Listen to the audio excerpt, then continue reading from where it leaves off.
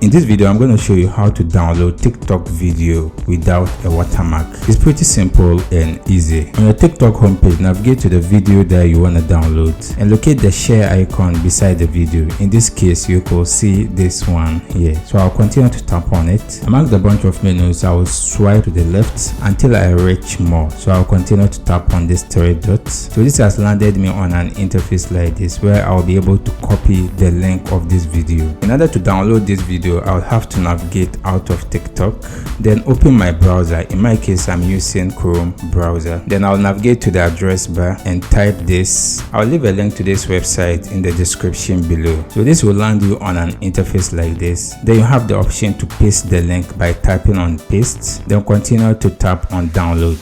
Allow it a moment to finish converting your video. After that, you can scroll down and you have the option to download without watermark. Continue to tap on it, then proceed to tap on download. So your video has been downloaded. Now if I hover my mouse around and tap on it, this video will successfully play without any TikTok watermark on it. As I said, it's pretty simple and easy. If you have any question, you can leave it in the comment section. I will do my best to attend to you. If you enjoyed this video, consider to check out our next video.